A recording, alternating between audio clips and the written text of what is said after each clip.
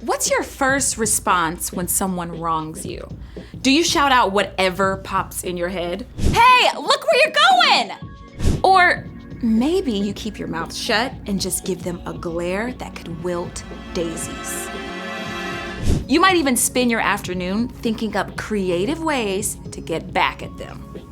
I could totally empty the ketchup bottle and put in hot sauce, and they'll totally burn their mouth when they eat a burger. Yeah. When you get hurt, it's really easy to hold on to the pain, sometimes for days or months or even years. You just want to see them pay for what they did. But it's like allowing a bad seed to take root. And if you don't dig out the hurt, it can turn into deeply rooted bitterness. Trouble is, holding on to pain doesn't hurt them. It hurts you. That's where forgiveness comes in. Forgiveness is deciding that someone who has wronged you doesn't have to pay. It is not saying that what that person did is okay, but it says that you're giving payback to God. Forgiveness is a decision and also a process. Sometimes you have to give the situation back to God over and over. But when you trust God for strength to forgive and root out bitterness, you make room for beautiful things to grow. Things like peace, joy, and compassion. And the very first step, ask God to wipe away the wrong things you've done. God will always forgive. Then you can pass that same forgiveness on to those around you. That's why forgiveness is an amazing way to worship God with your life. Because worship is about more than just singing loud. It's all about living loud.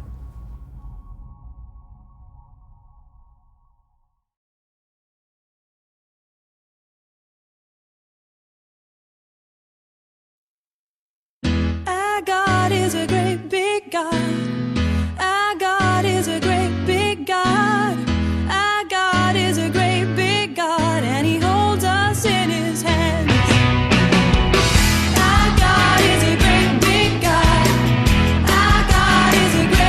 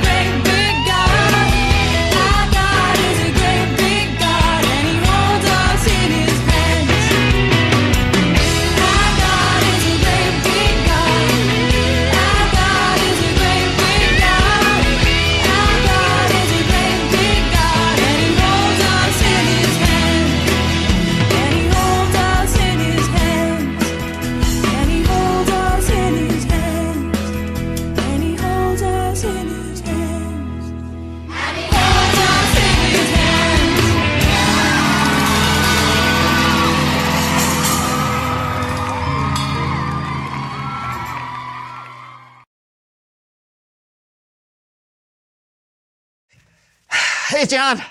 Great morning, isn't it? Yeah. I mean, seriously, it has been the perfect morning and maybe the best I've ever had. I mean, everything went right. I got up right when my alarm went off. I didn't even have to hit snooze. Yeah, and when I brushed my teeth, I had the perfect amount of toothpaste. It was great. Oh, I picked out my shirt and I didn't even have to iron it. Oh. I had a balanced breakfast. I read my Bible, did a little exercise, and on the way over here, I hit every single green light. Can you believe it? I'm telling you, man, it was perfect. Sure you're not forgetting anything? What do you mean?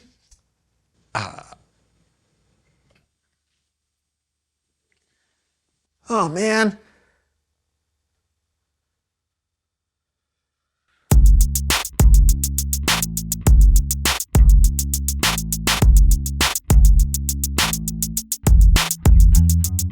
Hey, everybody, I'm John. I'm Brandon, and welcome to the So-and-So Show. We got a special surprise on the show today, but this time it's a different kind of surprise. Yeah, normally we like to surprise you or each other, but today we've got a surprise for our guest. Yes. So without further ado. Oh, and please don't spoil the surprise. no. Just act natural.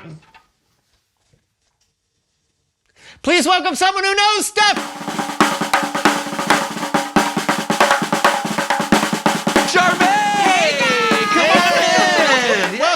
Charmaine. Come on in. It's great to be back. No. And for all of our new viewers out there, please tell us who you are and what you know. I'm Charmaine, and I know a lot about music because I'm a singer.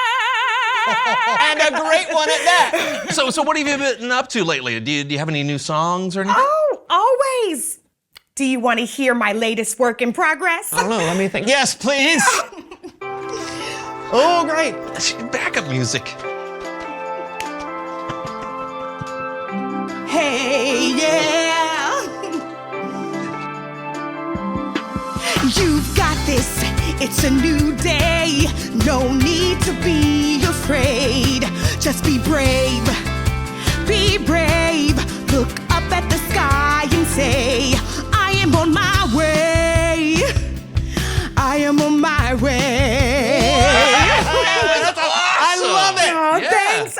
You want to hear another one? Okay, yes, we do. But first, we actually have a little surprise for you. Oh, okay, really? All right, hold on to your hat. Oh. She's not wearing one. All right, yeah. Well, Please welcome someone else who knows stuff.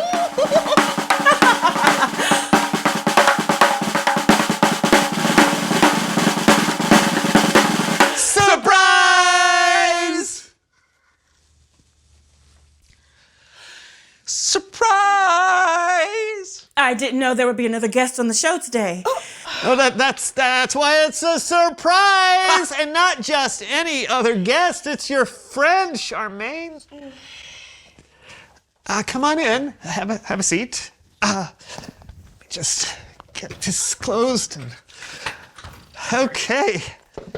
Tell us who you are and what you know.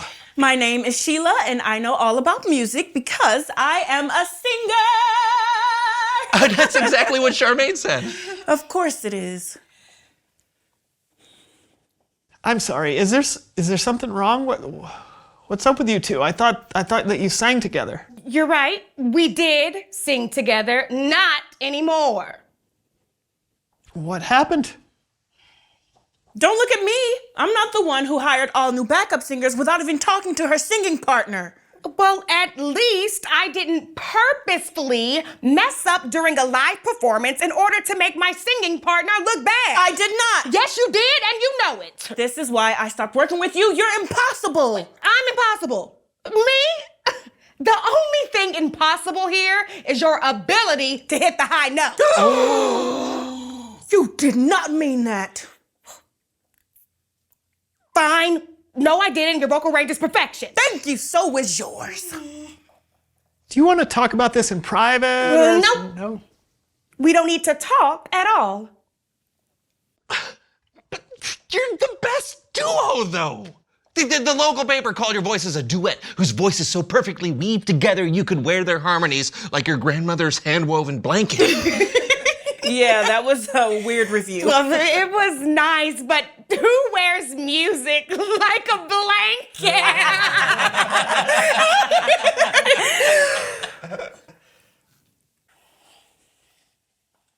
What do you say? Will you sing one of your hit songs together for us? I mean, for old time's sake? I don't want to perform with someone who wants to make me look bad on purpose. And I don't want to perform with someone who doesn't know how to collaborate or ask for my input. Well, we did say we wouldn't talk it out, but maybe I'd be willing to sing it out. Okay, fine. Let's do it.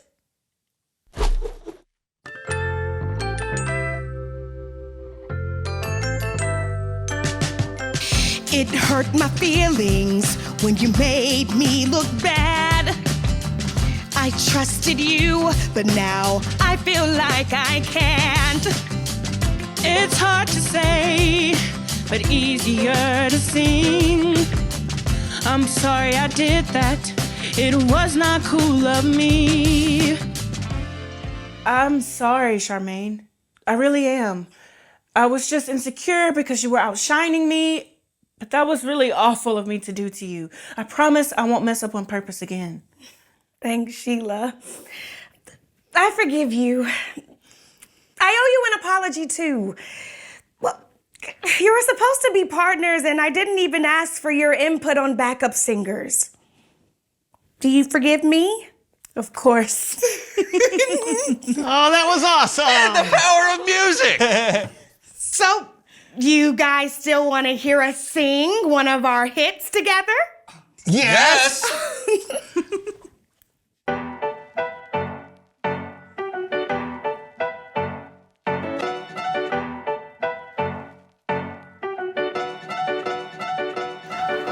Never know what today will bring, a new friend or a new beginning.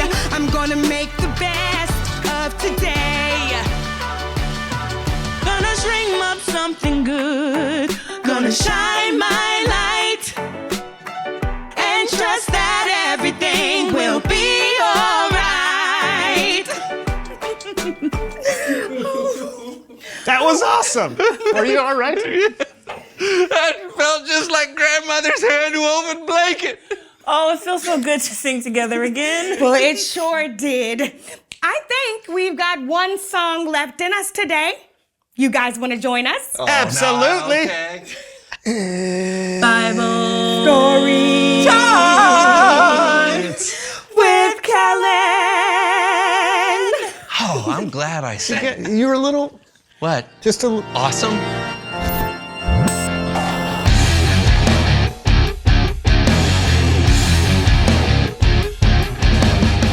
Hey, fellas. Hey, Kellen. What you got for us today, my friend? Well, today we have a story about Jesus from the book of Luke. You see, Jesus traveled from town to town with his friends and his disciples. He taught all about God's kingdom and did all kinds of amazing miracles. One day, he traveled through a place called Jericho, and that's where our story begins. Oh, can I help you tell the story, Kellen? Sure. What exactly do you have in mind? You'll find out. Okay, looks promising. Here we go. Like I said, Jesus was passing through Jericho. A man named Zacchaeus lived there. You see, Zacchaeus was an important tax collector and was very rich. Here you go. Well, actually, Zacchaeus was really short. Oh. And he probably didn't have many friends or people who were really happy to see him. Oh. Because in that time, tax collectors were really greedy and often stole from the people they collected taxes from. So, people did not like him. Okay. How about this? Yeah, that seems about right. Cool. Keep going. Zacchaeus wanted to see who Jesus was. He probably heard stories about him, the way Jesus healed people of diseases, or how his teachings always blew everyone's mind.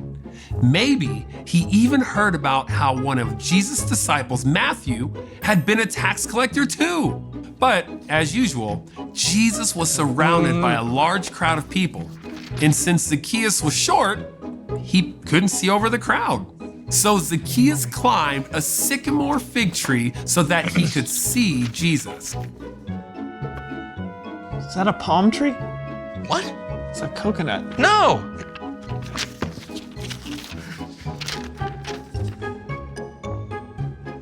That's more like it. Sweet! Like a fig. Good one. What happened next, Kellen? When Jesus reached the spot where Zacchaeus was, he looked up at him and said, "Zacchaeus, come down at once. I must stay at your house today." So Zacchaeus came down from the tree at once and welcomed Jesus into his home gladly. The end! Whoa, slow down. That is not the end of the story. It's not? Nope. Oh,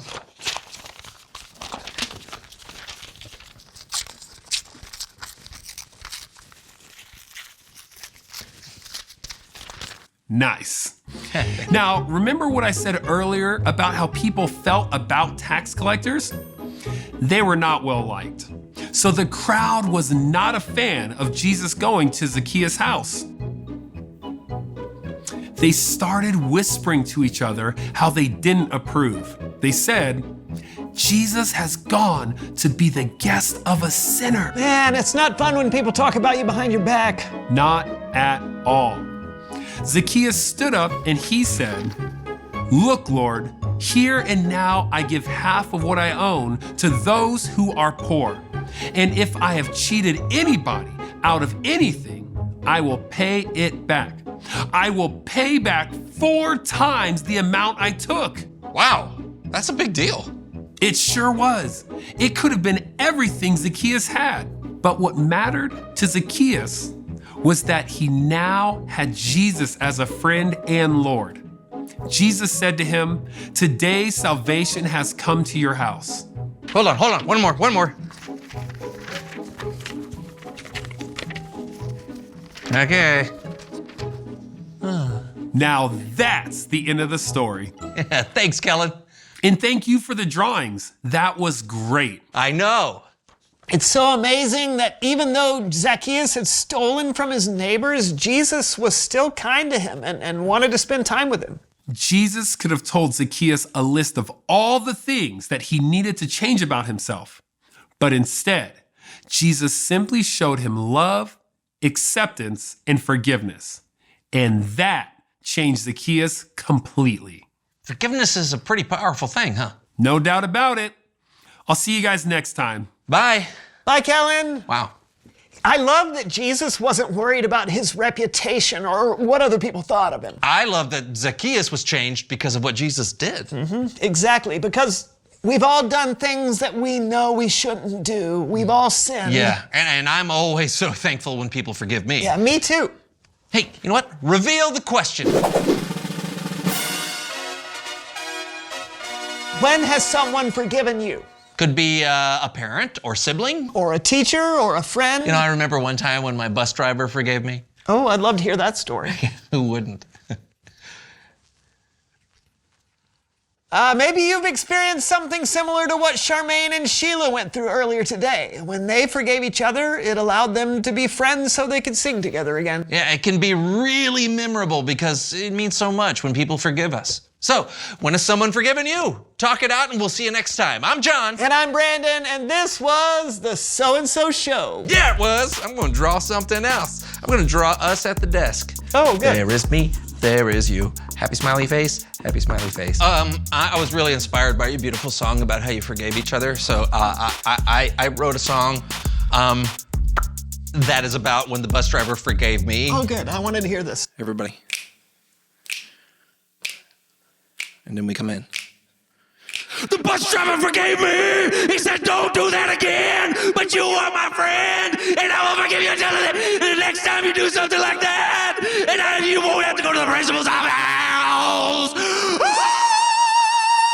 Yeah! Yeah! No more gum on the seat.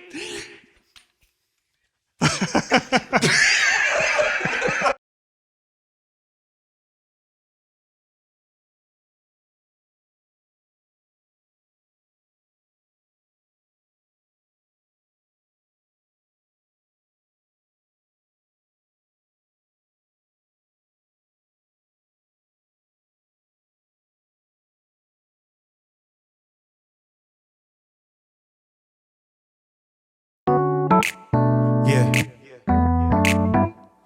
Come on. Let's go. I know I'm gonna make mistakes in this life I live, but you never leave me. You forgive. I won't always get it right. It's alright, 'cause no matter what I do, I'm always loved by